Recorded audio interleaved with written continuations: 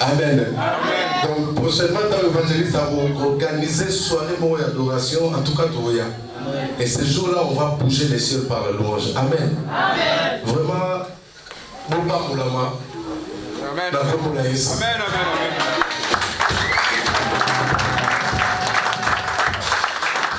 Je vais vous présenter la vision de cette église, de ce ministère qui nous réunit ici. Et pour conclure, je vais présenter quand même la présence, pas quand même, la présence des pasteurs, des hommes de Dieu qui m'ont honoré avec leur présence. Alléluia. Est-ce qu'il y a maman Mado, elle est où? Maman Mado, gloire au Seigneur. Oh ma maman, que Dieu la bénisse. Alléluia. Son mari est où? Sois béni papa, que Dieu te bénisse. Alléluia. Voilà. Tu es prêt à écouter la vision de la femme puissante? Pour t'informer, ce n'est pas la vision qui vient des États-Unis. Ça ne vient pas des États-Unis. Ça vient du ciel. L'inspirateur, c'est Dieu. Ça ne vient pas du ciel. Et puis cette vision, elle n'est pas née parce que j'étais dans une église. On ne me donnait pas de prédication. Après, je me suis rebellé et j'ai créé aussi ma vision. Ça ne vient pas comme ça. Et je vais t'informer que cette vision, ça n'a pas commencé en Europe. Parce que ça fait 5 ans que je suis maintenant en Europe. Ça n'a pas commencé en Europe. Ça a commencé vers les années dont on vous parle ici. C'est beaucoup plus vers 96 que le Seigneur a eu du salut. En sigle MMS, Mission mondiale, message du salut. Et le texte de base qui soutient cette vision, c'est dans le livre de Luc, chapitre 4, versets 14 à 16 à 19. Plutôt 16 à 19. Vous connaissez l'histoire, je vais vous épargner les noms de versets. Et il est soutenu aussi par un texte, ou deux textes de l'Ancien Testament, Ésaïe 61, le verset 1, et y compris Joël 2, 28. Donc les amis qui viennent nous assister ou qui participent à nos cultes, lorsqu'ils voient les manifestations, parce qu'ils savent que dans les derniers temps, je répandrai de mon esprit. Voilà, le message du salut est toujours accompagné par le roi ou la puissance de Dieu. Dans le cadre d'obéir et exécuter l'ordre donné par lui-même, notre Seigneur Jésus-Christ, d'aller prêcher le message du salut au monde, selon Marc 16, 15 à 16, la mission mondiale, message du salut, est un organisme d'évangélisation dans le monde, d'apporter un message du salut en présentant dans le monde, en présentant aux humains Christ. J'ai eu la mission, la charge de conduire la mission qui est la mission mondiale message du salut pour aller dire aux hommes ou leur parler de Christ. Christ le sauveur. Christ le sauveur qui fait quoi? Christ le sauveur qui pardonne. Qui pardonne le péché par la repentance. Dans Luc 24, 47, il est écrit et que la repentance et le pardon de péché seraient prêchés en son nom à toutes les nations, à commencer par Jérusalem. Et dans Acte 2, 38, la Bible dit Pierre leur dit, répondez-vous et que chacun de vous soit baptisé au nom de Jésus-Christ à cause du pardon de vos péchés. Et vous recevrez les dons du Saint-Esprit. Vous recevrez les dons du Saint-Esprit. Et Acte 5, 31 dit, Dieu l'a élevé par sa droite comme prince et sauveur pour donner à Israël la repentance et le pardon de péché. Non seulement de proclamer Christ qui pardonne, et aussi Christ qui accorde le salut dans son entièreté. Selon le livre de Luc 1, 36 à 39. Et y compris aussi Christ qui accorde l'autorité à l'homme qui l'accepte. Souvenez-vous du livre de Marc 16, du 7. Dit, voici le miracle qui va accompagner ceux qui auront crié à mon nom. Les amis qui viennent à nos cultes, ils voient comment les démons quittent les corps lorsque nous les commandons au nom de Jésus-Christ. Ici, on ne combat pas les démons. Ici, on leur dit l'ordre de s'en aller in the name of. Et Christ qui accorde le pouvoir. L'intention de Dieu, lorsque tu l'acceptes et qu'il te donne le pouvoir, ce pouvoir-là, nous devons l'exercer ici. C'est lui qui a le pouvoir, il règne. C'est lui qui a le pouvoir, il gouverne avec l'autorité qu'il a.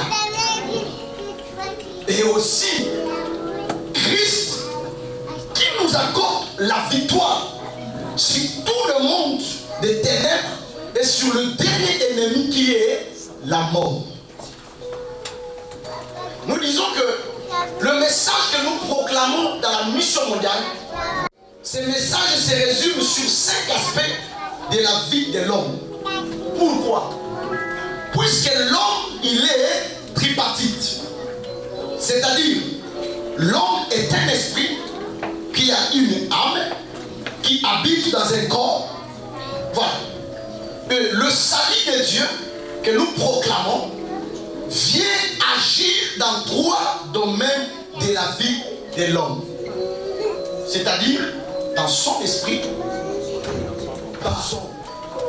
Le salut, en quelques mots seulement, c'est Christ. Christ le sauveur. Et le salut veut dire, c'est le fait d'échapper à un danger.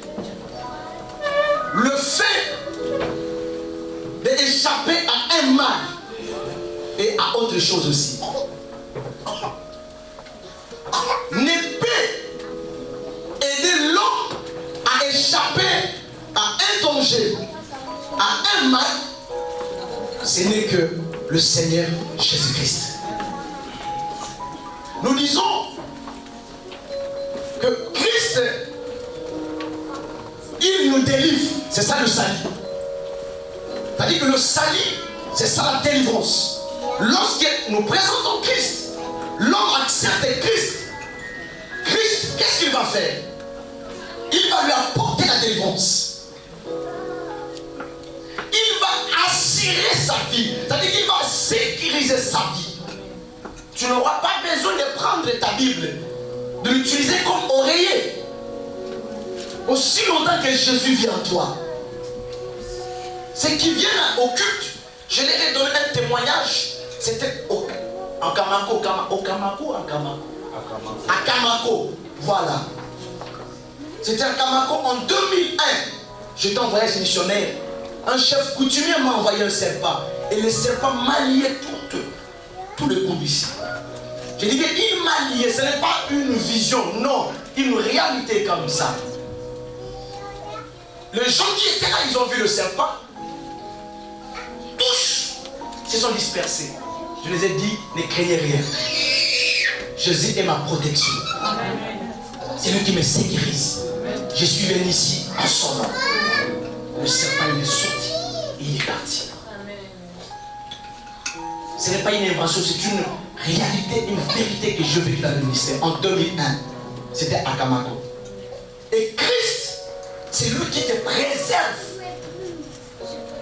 Christ, c'est lui qui nous guérit de toutes nos maladies. Lorsque tu acceptes le salut que Christ te donne, tu as droit à la guérison de toute maladie. Et aucune maladie ne pourra résister au nom de Jésus-Christ.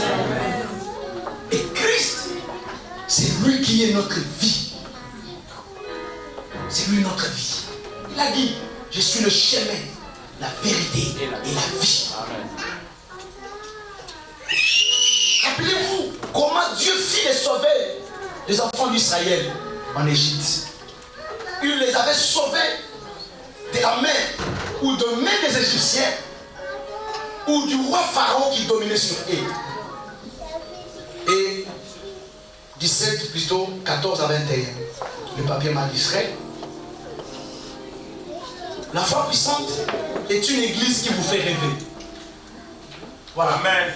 C'est une église qu'il faut rêver. Donc quand tu es ici à la foi puissante, il faut rêver. Deuxième des choses que Dieu m'a mis à cœur de mettre en place, c'est de mettre une plateforme de formation des disciples et des leaders. Tout en vous signalant que moi-même, j'ai été formé à l'école de leadership qui est AFME à Kinshasa. C'est là où j'ai été formé, c'est l'école des Américains. Voilà, l'école de leadership, de croissance des églises et de leadership. Je vous ai parlé le verset. Troisièmement, Dieu m'a mis à cœur de mettre en place un ONG ou action humanitaire ou œuvre sociale. Maintenant, pour résumer ça c'est maintenant David qui a aussi designé ça aussi, parce que je suis connu par le Saint-Esprit. J'ai nommé ça Fondation Nzambi. Voilà. Et pour finir, Dieu aussi m'a mis à cœur de mettre aussi la force productive. C'est-à-dire une entité pour la création des emplois. Une entité pour la création des emplois. Afin de chasser la pauvreté chez les enfants de Dieu. C'est-à-dire, dans Genèse, souvenez-vous 1:28, cultivez-vous, remplissez, assujettissez tout ça. Ce sont les choses qu'on doit développer. Comment nous devons nous enrichir?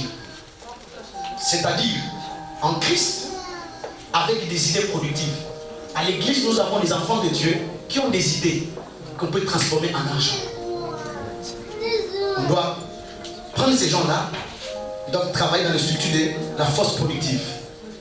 Et aussi, détecter des talents, ces talents-là, que ce soit au profit de cette entité, par exemple dans le sport, dans le génie, dans les savoirs. Et aussi, l'argent aussi. Il y a des gens qui ont l'argent mais qui n'ont pas des idées. Nous devons les aider aussi. Alléluia. Et utiliser aussi le matière première aussi. Nous aurons des pétroliers dans l'église. Nous allons avoir besoin d'eux pour que l'église aille de l'avant. Amen. Je vais parachuter pour expliquer la foi puissante. Je clôture par là. Oui, évangéliste, je te vois. L'église, la foi puissante, comme je l'ai dit, j'ai donné les titres, le livre de Matthieu du 7. Je dis une église qui vous fait rêver. Pourquoi la foi? Parce que le thème central de la Bible, c'est la foi. La foi qui est la confiance en Dieu et qui apporte la vie. Dieu m'a demandé de créer la foi puissante dans la vision que, une fois sauvés par Christ, nous ne devrions marcher ou vivre par crainte. Crainte de la mort, de condamnation, du péché, de la chair, du monde et de toute puissance ennemie de Dieu. Mais plutôt, notre marche dans le Seigneur, désormais, devrait être une marche dans la foi. Et une foi puissante, capable de transformer les montagnes et aussi dans la vie de prières intenses, comme fit le cas de notre Seigneur lui-même. Non seulement dans la prière, dans de chaînes selon le modèle de la Bible. Le message de la foi, c'est ça le message clé que je proclame dans la foi puissante. Soutenu par la prière et le jeûne ou sanctification. Dans la prière sacerdotale de Christ, dans Jean 17, Christ priait pour nous, car nous devrions encore rester sur la terre, où l'ennemi règne encore. Mais comment faire face à l'ennemi où nous qui sommes déjà sauvés? La réponse est que nous devons lui résister plutôt avec une foi puissante. Et comment faire face au diable ou ennemi qui rôde comme un lion? Il n'est pas, mais il est comme un lion. C'est pour cela que nous disons il y a 3 choses qui soutiennent l'église de la foi puissante. 1. Il faut marcher ou il faut se soumettre à Dieu dans la sanctification. Et le message de la foi que nous proclamons, elle est soutenue par la sanctification. Et deuxièmement, elle est soutenue par la prière. Alléluia.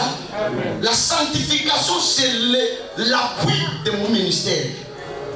C'est l'appui de mon ministère. Sans elle, personne ne verra le Seigneur.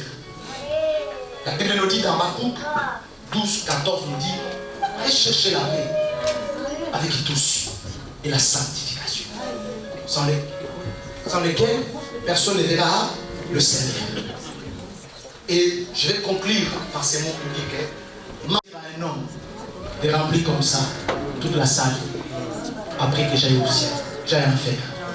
Voilà pourquoi quand tu es sauvé, on te met dans la foi. Pourquoi? Pour t'encadrer avec le message de la foi, que tu ne dois plus marcher dans la paix.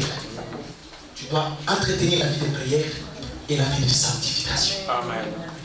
Voilà le message qui soutient l'église de la foi. La foi puissante, c'est un atelier où une fois été sauvé, Dieu te met ici pour t'encadrer, pour te dire que tu ne peux plus avoir peur des démons. Mais tu dois marcher dans la sanctification, persévérer dans la prière et appliquer la foi. La foi est une ferme assurance des choses qu'on espère, une démonstration de ce qu'on ne voit pas. Amen. Voilà la présentation de la vision que le Seigneur m'avait mis à cœur de diriger. Amen.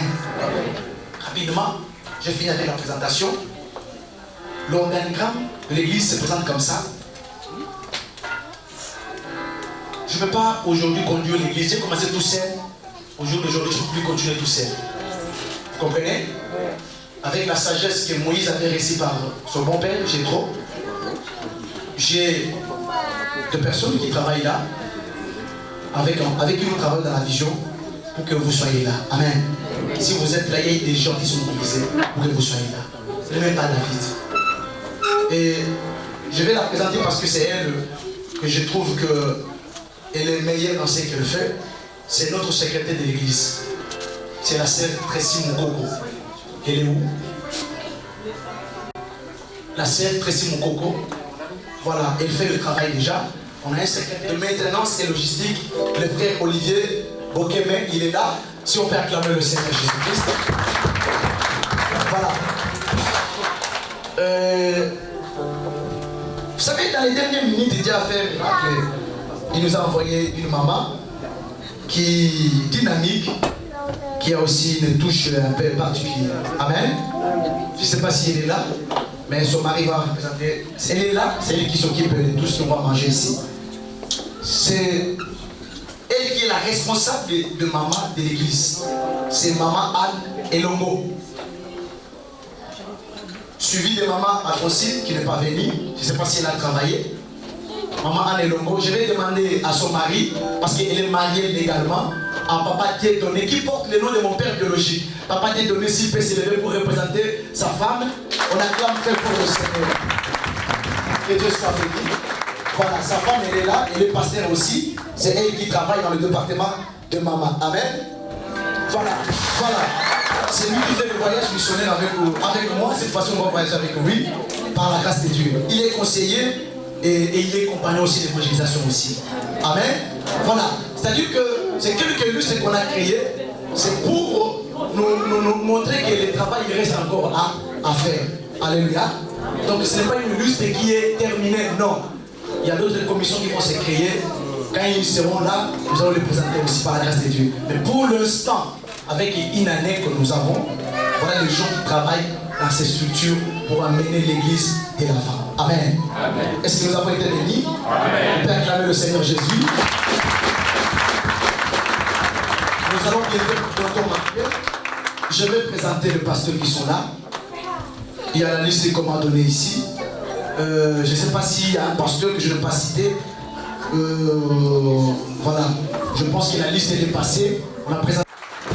Il est aussi enfant de la maison. Et le dimanche passé, c'est lui qui nous a prêché. Que Dieu te bénisse. Il est marié, père de 4 enfants. Que Dieu le bénisse. Amen. Voilà, je vais aussi présenter le pasteur Ignace de l'église Christ le Roi, qui est là aussi, qui nous vient de Malakoff. Que Dieu le bénisse. Pasteur, merci pour votre présence. Je vais aussi présenter le pasteur Dico. Pasteur Dico, que Dieu le bénisse. Merci, pasteur, de vous honorer de votre présence. L'église de Cité de Vainqueurs. Je présente aussi le pasteur Jephté. Il y a 3 semaines, j'ai pris dans son église à une veille de prière. Pasteur Jephté, que le Seigneur le bénisse. Église le jeune. Merci à vous, la délégation qui s'accompagne. Que Dieu vous bénisse. Je vais présenter également cette maman, cette dame qui a combattu avec moi dans cette église. Elle s'est disposée pour travailler dans cette église. C'est l'évangéliste Berthe Ntomba. Si on peut acclamer très fort le Seigneur. Que Dieu la bénisse. Voilà. Je présente également le docteur Sylvain. Docteur Sylvain, c'est un ami. Que Dieu te bénisse, docteur, pour votre présence. Merci beaucoup. Et il y a la présence du pasteur Kali, de la communauté évangélique Ketsimane. Pasteur Kali, que Dieu te bénisse, pasteur, pour votre présence. Merci beaucoup, pasteur. Ainsi que la délégation qui vous accompagne. Que Dieu vous bénisse. Alléluia. Je vois aussi la présence de mon grand frère. C'est mon grand frère. Amen. C'est mon grand frère. Je fais lever l'apôtre Ben Bolengwa. Que Dieu le bénisse. Merci beaucoup. C'est un héros dans l'ombre. Apôtre, que Dieu te bénisse. Merci beaucoup. Ainsi que les enfants qui t'accompagnent. Et il y a aussi la présence de l'évangéliste Brian Daniel. Il est parti. Que Dieu le bénisse. Il doit travailler à 19h. Que Dieu le bénisse. Je vais aussi présenter le couple pastoral Ndaka. Ndaka, c'est lui qui nous a prêché. C'est un collègue avec qui nous travaillons ensemble, main dans la main, ainsi que sa maman, sa femme plutôt. S'ils peuvent s'élever, on va acclamer très fort le Seigneur. Maman, élevez-vous. Maman Véronique, merci de nous honorer pour votre présence. Les enfants aussi, voilà les enfants qui est là aussi, qui jouent au centre et qui jouent aussi à la batterie aussi. Que Dieu le bénisse. Il y a aussi la présence de l'apôtre Alfred Banza Noah de Bruxelles qui est là depuis hier. Il a avec nous. S'il peut se tenir debout, on va acclamer le Seigneur. Merci, apôtre. Il y a aussi l'évangéliste Jean-Jacques qui vient de partir. Il y a aussi quelqu'un qui a été là. C'est lui qui a été avec les Kintondi le jour de mon fiançailles. C'est un papa bien. Je l'aime beaucoup. Pasteur Papou. Ainsi que maman, s'ils peuvent s'y lever, on acclame très fort le Seigneur. Maman, merci Papou. Acclamons le Seigneur. Merci papa, merci maman. Que Dieu vous bénisse. Alléluia. Alléluia. Amen. Il y a la servante de Dieu Angèle. La servante de Dieu Angèle, elle est où? Je vis, servante de Dieu Angèle. Ah, merci maman. Que Dieu te bénisse. Merci beaucoup maman. Alléluia. J'ai présenté sa femme. Lui-même, il est là aussi. C'est papa, cet homme, il est bien pour moi. Pasteur Guillaume. Pasteur Guillaume. Pasteur Guillaume, Dieu te bénisse. Je vais présenter l'évangéliste qui m'attaque mondial. Merci. Que Dieu te bénisse pour votre présence. Merci beaucoup. Nous avons également la présence du prophète Daniel là-bas. Que Dieu vous bénisse, par le prophète.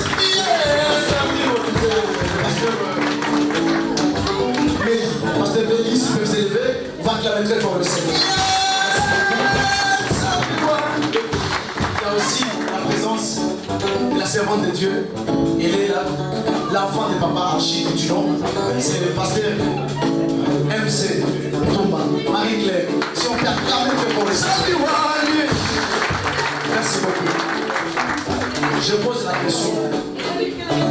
Je ne peux pas oublier, il y a pasteur maman, pasteur Sophie.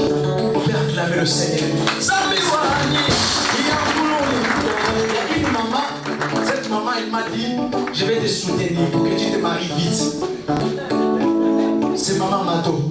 Maman Mato, t'es le mal écolo, maman. Pasteur Mato, merci pour votre présence. Que Dieu vous bénisse. Merci beaucoup. Alléluia. Est-ce que tu es un pasteur que je dois présenter? Il y a la présence de l'évangéliste Christian Makayabo qui vient de partir. Oui, je sais. Qui je n'ai pas présenté pasteur? Je sais qu'il y a une personne que je vais présenter avant que je donne la parole au pasteur. Je vais présenter la maman de ma fiancée. Elle représente son mari. Je lui appelle comment je parle à la santé. C'est maman Ida Louzolo. C'est le père de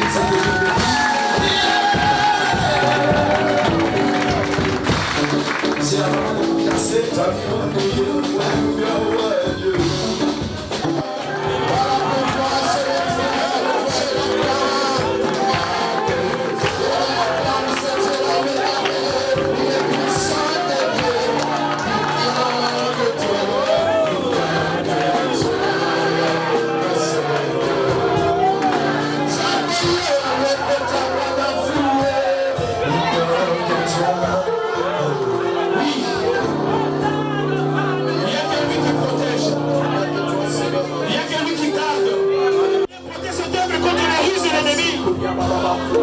Contre toutes les ruses de la division, de tiraillement. Que Jésus soit lui-même le fondement de toutes choses et qu'il soit au centre de ce peuple. Nous prions tous au nom de Jésus et de notre gloire. Seigneur de gloire, nous attendons de cette église entre tes mains. Nous abandonnons ce peuple entre tes mains, Seigneur. Papa, sois le soutien, sois le fondement. Papa, étends ta main puissante, Jésus. Et Seigneur, avance, Jésus. Et Seigneur, puisse aller de gloire en gloire, de succès en succès.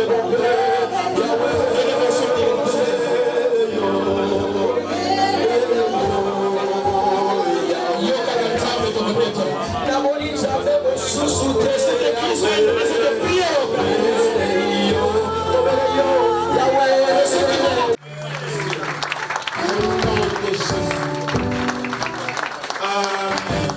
Amen.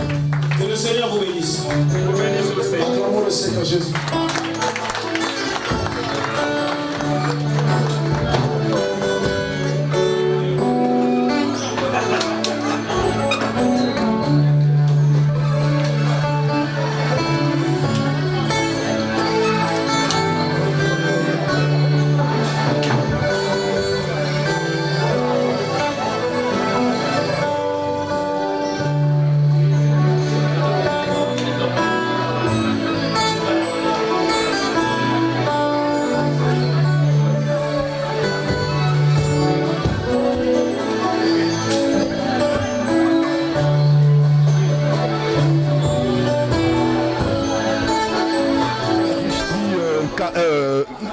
Ndaka. Bonsoir. Oui, vous étiez l'un des officiants de ce soir. Dans votre message, il s'agissait de la foi et de la sanctification. Qu'est-ce que vous pouvez nous dire encore de plus pour édifier le peuple de Dieu? Bon, je ne vais dire que quelque chose qui est très très important pour édifier le peuple de Dieu. Notre but, notre objectif, notre vision dans la vie chrétienne. Donc pour tout chrétien, c'est lui qui a donné son cœur à Jésus et qui espère un jour qu'il puisse vivre la vie éternelle. Vraiment, il a une obligation. Ça, c'est une obligation. Comme l'apôtre Paul dit que je ne vois pas ce qui peut me séparer de l'amour de Dieu. Il a une obligation de chercher les choses d'en haut pour lui permettre d'aller au ciel. Et ce qui est important aussi, nous avons besoin de choses matérielles sur la terre. Mais moi, ce que je sais et ce que je peux donner comme conseil, selon la parole de Dieu. La bénédiction, toute bénédiction du Seigneur est précédée par l'obéissance à la parole de Dieu. Toute bénédiction du Seigneur. Donc celui qui a besoin que Dieu puisse le bénir, il faut qu'il commence d'abord par obéir à sa parole. C'est pourquoi Jésus-Christ même dit que ce n'est pas moi, mais c'est ta foi qui t'a sauvé. Donc ça veut dire que tu as cru à la parole, tu as obéi à la parole et tu as vécu le miracle. Donc voilà ce que je peux dire au peuple de Dieu, que nous allons à l'église pour premièrement que nous puissions aller dans le ciel, aller vivre la gloire éternelle. Et les choses de cette terre, ce sont des choses que Dieu a mis à notre disposition. Et comme nous avons confiance à Dieu, avec son amour, il finira toujours par nous satisfaire selon le besoin matériel. Mais notre objectif dans les églises, il faut que nous cherchions le royaume de Dieu. C'est ce qui va nous pousser de marcher dans la crainte de Dieu. C'est ce qui va nous pousser de nous séparer totalement du péché, de mettre fin à la relation avec le diable. Mais si nous ne cherchons pas le royaume de Dieu, le diable viendra. Tu vois l'heure de la tentation, qu'est-ce que le diable avait dit à Jésus? Voilà, ce monde m'appartient. Si tu m'adores, je te donne ce que tu as besoin. La gloire, l'argent, tout ce que tu as besoin. Donc si nous cherchons les choses de la terre, nous pouvons être aussi piégés par le diable. Mais c'est lui qui cherche les choses de Dieu, comme Jésus-Christ, lui, était du ciel. Quand le diable a présenté les choses matérielles, qu'est-ce qu'il lui a dit? Il dit que non, tu ne peux pas me tromper, je ne peux pas adorer le diable. Tout à fait. Donc, oui, comme on n'a pas assez de temps, vous pouvez rappeler à nos amis téléspectateurs où ils peuvent vous retrouver dans votre église, nous donner l'adresse rapidement pour que nous finissions l'interview. Ok, merci. Nous, c'est l'église évangélique Trompette de la Vérité. Nous sommes à Damary-les-Lys. Damary-les-Lys, 249 quai Voltaire. 249 quai Voltaire, Damary-les-Lys, à côté de Mélan. Okay. Merci. Avez d'abord la question de se présenter d'abord. Oui, bonjour, bonsoir. Je ne sais pas à quelle heure vous allez me regarder. Je suis l'apôtre majuscule Francky Keroki. Voilà.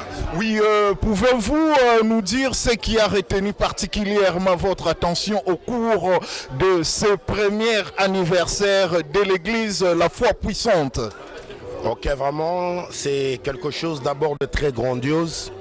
Nous devons rendre grâce à Dieu parce que faire une année en France, avoir une église, ce n'est pas une messe à faire. Déjà, nous avons un problème sérieux de locaux dans cette ville. Et quand vous maintenez et que deux gens quittent leur coin, c'est pas parce qu'ils sont affamés, c'est pas parce qu'ils manquent de rien, mais des gens qui travaillent, qui ont le minimum vital. Lorsqu'ils viennent et que l'église maintient le cap, et sur ce, nous rendons gloire au Seigneur. Et pour ça, nous disons vraiment un grand merci à Dieu, afin que cette église, La Foi Abondante, a totalisé une année. Vraiment que la gloire revienne à notre Dieu. Merci, on vous remercie beaucoup. Je vous en prie, merci. Oui, bonjour prophète Charles. Ouais. Qu'est-ce qui a retenu particulièrement votre attention au cours de ce premier anniversaire de l'église de La Foi Puissante? Premièrement, avant toute révélation, j'aimerais dire merci à Dieu. C'est lui qui appelle les ouvriers sur le champ missionnaire. Et ce qui m'a frappé, c'est la persévérance dans le travail. Donc la foi avec laquelle l'esclave de Dieu David s'est donné tant de peine pour persévérer. Parce que ce n'est pas donné à tout le monde. J'ai vu où David passe la nuit. J'ai vu là où il a commencé la cellule. Et étant seul, bien-aimé, ce n'est pas donné. Ce n'est pas donné. Donc je comprends que ces ministères-là soient appelés foi. C'est la foi abondante, la foi puissante. Vraiment, c'est bon. Donc que Dieu soit loué. Donc l'impression que moi j'ai eue, c'est l'impression de la persévérance. Parce que la Bible dit à celui qui persévérera jusqu'à la fin sera sauvé. Tu comprends? En toutes choses, c'est Dieu qui est notre tout. Jésus notre tout. Christ notre tout. Et quand on prend ce Christ qui est notre tout, on le met au devant de toutes les choses. Vraiment, tout va facile. Mais une chose, c'est que j'aimerais dire, c'est que la foi doit être puissante, doit être abondante, doit être pleine. Mais au-delà de tout cela, nous devons comprendre que la vie chrétienne n'est pas seulement parsemée des roses. Dans la vie chrétienne, il y a les monticules, il y a les hauts et le bas. Même quand tu connais le bas, il ne faut pas te décourager. Parce que je connais un homme, un être, lui qui est le créateur incréé, qui est le Dieu de la vallée et le Dieu de la montagne. Le Dieu que je sers, c'est un Dieu à une double identité. Même dans la vallée de l'ombre de la mort, Jésus est avec nous. Quand même David était, même dans la vallée, seul, Jésus était avec lui. Et aujourd'hui, l'anniversaire d'un an, Jésus se manifeste à la montagne avec David. Mais je crois qu'on ne va pas le lâcher. Oui, merci beaucoup. On va vous laisser aller manger. On vous retrouve tout à l'heure. Amen. Merci. Que Dieu vous bénisse. Merci. La vision à ceux qui avaient répondu à notre invitation et aussi faire aussi la prière. Et non seulement faire la prière, mais pour dire merci à Dieu, lui qui a été avec nous face à de difficultés. Et voilà, le début a été toujours difficile, mais le Seigneur ne nous avait jamais abandonnés. Le Seigneur n'avait jamais été indifférent à notre égard. Sa grâce et sa main toute puissante étaient toujours sur nous. Voilà pourquoi nous disons merci à Dieu. C'est moi, votre frère, l'évangéliste David Mako et Nzambi, qui suis le visionnaire de cette mission mondiale Message du Salut, et y compris de l'église La Foi Puissante. Nous avons essayé un peu de présenter aux enfants de Dieu, aux amis, aux invités qui étaient venus fêter avec nous, que Mission mondiale Message du Salut, c'est un organisme d'évangélisation qui sillonne dans le monde pour évangéliser, pour parler, pour qui nous sommes mandatés, parler de Jésus-Christ qui est le Sauveur. C'est lui qui pardonne le péché par la repentance, et c'est lui qui nous a accordé la victoire totale sur le monde de ténèbres. Paul a dit dans Galates que si Christ a moi, l'espérance de la gloire. Christ à moi, l'espérance de la gloire. Voilà, c'est-à-dire que si je vis encore, comme l'apôtre Paul dit que c'est Christ qui vit en moi. Lorsque l'on reçoit Jésus, l'on n'a plus droit d'avoir peur aux démons, à des problèmes, à des difficultés, parce que Jésus vit en nous. Qu'advienne que pourra, il a dit, je ne t'abandonnerai, je ne te délaisserai, et je serai toujours avec toi. Et la foi puissante, l'Église qui est œuvre pour le bien-être des enfants de Dieu, véhicule le message de la foi et est soutenu par la prière, y compris par le message de la sanctification. On ne peut pas avoir Jésus en lui et marcher dans le péché. C'est là où nous voyons que les enfants de Dieu trébuchent ou font des choses qui ne donnent pas gloire à Dieu. C'est l'occasion pour laquelle nous sommes là pour se fêter. C'était la fête de 1 an d'existence de notre église, La Foi Puissante. Voilà, mais le ministère a commencé. Évangéliste David Nzambi, on voulait vous demander, que demandez-vous aujourd'hui au peuple de Dieu par rapport à la croissance de l'église? Écoutez, je me rappelle encore le principe que nous avait enseigné à l'école de croissance et de leadership où j'ai étudié au Congo. Et écoutez, pour la croissance de l'église, la Bible dit que nul ne peut venir à moi si Jésus ne l'a pas appelé. C'est lui qui prêche, c'est Jésus. Mais il prêche au moyen des hommes. C'est-à-dire qu'il gagne des hommes, il investit de son autorité, de son pouvoir, et il les mandate. Il a dit, allez, faites de toutes les nations des disciples. Pas des églises, des disciples. C'est-à-dire, avant que Jésus ne vienne, voilà pourquoi nous sommes dans un cadre pour en train de nous préparer. C'est comme un atelier, de nous préparer jusqu'à l'enlèvement de l'église. C'est-à-dire que l'église ne peut croître que grâce au message d'évangélisation, grâce à la présentation de Jésus-Christ. C'est ce qui manque aujourd'hui. Je profite par cette occasion pour dire à mes collègues pasteurs que ramenez la croix dans nos églises. La croix, le message de la croix, c'est le message qu'il faut à des églises. Écoutez, là où il y a Jésus déjà qui règne, on ne peut pas parler de démons. Aujourd'hui, on fait le marketing, comme je fais le marketing, on fait le marketing des démons, mais on parle plus moins de Jésus que de démons. Écoutez, parlez de Jésus. Mes chers amis, l'homme qui peut amener la croissance d'une église, il s'appelle Jésus-Christ de Nazareth. C'est lui que nous devons proclamer. Et mes frères et sœurs, le message que je véhicule par la mission mondiale, message du salut, le salut d'abord. C'est Christ lui-même. Le salut, c'est Christ. C'est lui qui délivre. c'est lui qui nous échappe du danger, qui nous échappe de la mort, qui nous échappe des condamnations. Et lorsque nous l'acceptons, d'abord, on reconnaît qu'on est péché, on se repent, lui il nous accorde son pardon. Voilà. Il était question aussi des œuvres sociales dans l'église La Foi Puissante. Pouvez-vous nous dire un peu davantage sur les œuvres sociales que comptez-vous mettre en place? Écoutez, les œuvres sociales, c'est-à-dire que c'est un ONG, une organisation non gouvernementale, c'est une plateforme qui doit œuvrer et toujours pour le bien-être des enfants, des dieux. La Bible dit que dans Matthieu 24, il nous dit que lorsque 25 plutôt, lorsque j'étais malade, vous ne m'aviez pas rendu visite. Lorsque j'avais faim, vous ne m'aviez pas donné à manger. C'est-à-dire qu'il y a des gens, il n'a pas besoin qu'il écoute la parole. Il a besoin qu'on lui donne à manger.